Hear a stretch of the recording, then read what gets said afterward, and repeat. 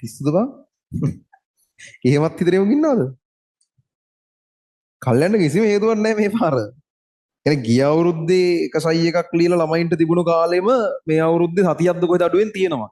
ඒ නිසා අපිට මේක කල්යෑමක් සම්බන්ධව ඉල්ලීමක් කරන්න සාධාරණ තර්කයක් නැහැ කොහොමද? කියන්නේ 23 ළමයින්ට හම්බුන වෙලාවට 70ක්ද කොහෙද තමයි අඩු ඕගොල්ලන්ට. හැම පැත්තෙම ෆස්ට් සයි ළමයෙකුට බැලුවත් සෙකන්ඩ් සයි තර්ඩ් සයි එකක් කරන ළමයෙකුට බැලුවොත් එහෙම තමයි. ඉතින් එතකොට මේ ඊට සාපේක්ෂව දැන් රිසල්ට්ස් එහෙම දැන් මොනවා හරි වෙලා රතිය ඇතුළත එනවනේ රතිය ඉවර වෙද්දි වගේ. ඉතින් ඒත් රිසල්ට් ආවට පස්සේ තියෙන කාලෙත් ගිය පාරට වඩා ඒ ගානම හෝ ඊට වඩා වැඩිදත් මන්ද. රිසල්ට්ස් ආවට පස්සේ එන කාලෙ ඒ නිසා මේ කිසිම සාධාරණ තර්කයක් ඉදිරිපත් වෙන්නේ නැහැ ඒ ලෙවල් කල්යන්නේ. නේද? කල්යන්නේ නැහැ කීයටවත් කියන්නේ ඉතින් මේව ඉතින් ආයෙ කොහෙන් හරි බෝම්බයක් පුපුරලා ආයෙ මොකෙක් හරි වවුලෙක් ගෙන ලෙඩක් ඇවිල්ලා ඒ වගේ එකක් වුණොත් වගේ එහෙම කියද ඉතින් කීයටවත් නැහැ කියන්න බෑ. සාමාන්‍ය තත්ත්වයටතේ කීයටවත් කල්යන්නේ නැහැ.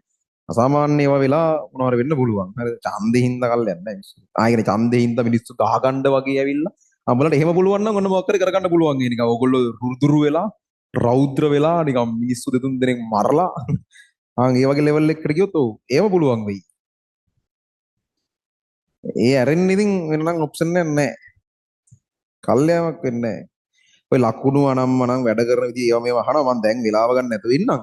හේතුව රිසාසාව ගමන් අපි ගන්නවා මීටින් එකක්. ඒ මීටින් එකේ සම්පූර්ණයෙන් ওই ටික ආයෙම කියලා දෙනවා මුලින් ඉඳන්. ඉතින් අපිට ඉතින් හැමදාම කියන ටික තමයි ආය ආය කියන්න තියෙන්නේ. කියලා දෙනවා ඉතින් පිළිවෙලකට. ඊට පස්සේ ඒවා ලෙහා ගන්න පුළුවන්.